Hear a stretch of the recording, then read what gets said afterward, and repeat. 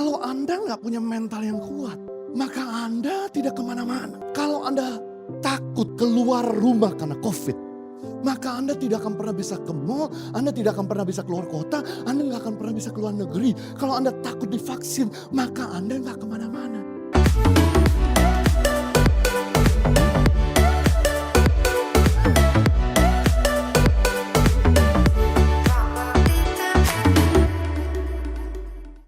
Nah, kita belajar sekarang ini bagaimana kita menjadi Kristen transformasi. Yang pertama, untuk jadi Kristen transformasi, yang kita perlu lakukan itu kita harus memiliki mentalitas pemenang, mentalitas champion. Kita belajar dari seorang bernama Kaleb. Bapak Ibu, Kaleb ini punya arti yang menarik. Mundur boleh? Kaleb punya arti gagah berani.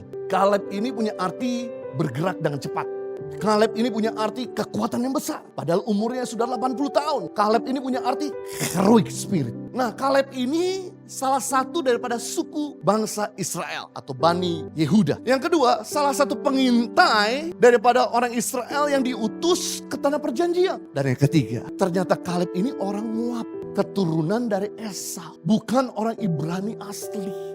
Tapi dipilih Tuhan untuk jadi pemimpin daripada salah satu suku bangsa Israel, yaitu suku Yehuda. Dan dipercayakan sama Musa untuk mengintai dan melihat tanah perjanjian. Dan mereka akhirnya, yaitu Kaleb dan Yosua, memberikan report yang baik di tengah-tengah teman-teman yang memberikan report yang buruk kepada pemimpinnya, yaitu Musa. Nah, kita akan belajar dari kisah hidup Kaleb. Yang pertama, Kaleb itu memiliki mentalitas yang tidak pernah mundur terhadap apapun.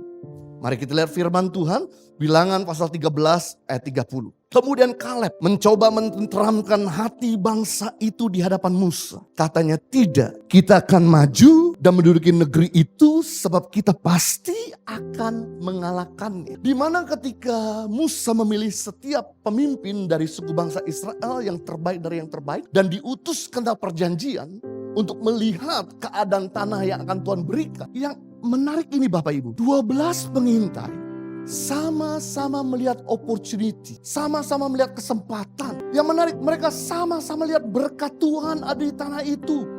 Tanah berlimpah susu dan madu. Bahkan juga tanahnya baik, tempatnya nyaman, berbukit-bukit. Dan yang menarik, mereka sama-sama dari 12 pengintai ini sama-sama lihat problem yang sama. Orang-orang yang besar, orang yang kuat, orang-orang yang banyak. Tapi ketika mereka kembali ke base camp bangsa Israel bersama dengan Musa dan orang-orang Israel lain di padang gurun, mereka punya suara terpecah dua. Suara daripada 10 pengintai berkata, benar tanah yang dijanjikan itu Tuhan itu berlimpah susu dan madu. Benar tanah yang dijanjikan Tuhan itu baik adanya. Tapi orang-orangnya besar, ahli berperang, kuat dan tinggi. Kita ini bagaikan belalang di hadapan mereka. Bapak Ibu, kalau Anda melihat dirimu belalang, apa saja yang Anda lihat jadi besar.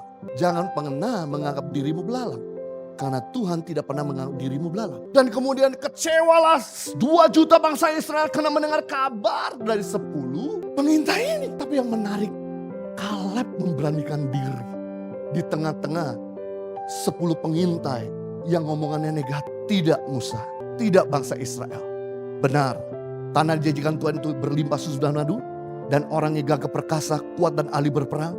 Tapi Tuhan berjanji, kita akan menaklukkan mereka. Bayangkan, 12 suku ini melihat tempat yang sama, melihat kesempatan yang sama, melihat berkat yang sama, melihat problem yang sama. Tapi sudut pandangnya berbeda. 10 berkata tidak mungkin, tapi 2 berkata mungkin. Bapak Ibu, di dalam kehidupan ini 50% dalam hidup kita selalu dipenuhi dengan namanya masalah. Kalau Anda nggak punya mental yang kuat, maka Anda tidak kemana-mana. Kalau Anda takut keluar rumah karena COVID, maka Anda tidak akan pernah bisa ke mall, Anda tidak akan pernah bisa keluar kota, Anda nggak akan pernah bisa keluar negeri. Kalau Anda takut divaksin, maka Anda nggak kemana-mana.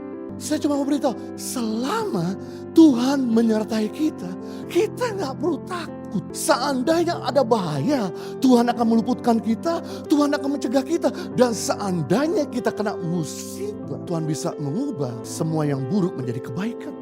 Impact Community Indonesia telah mengadakan 3 kali ibadah setiap hari Minggu. Pukul 9 waktu Indonesia Barat, pukul 11 waktu Indonesia Barat, dan pukul 13 waktu Indonesia Barat. Di MOI, Mall of Indonesia Kelapa Gading lantai P3. Ketiga ibadah disertai ibadah anak dan remaja.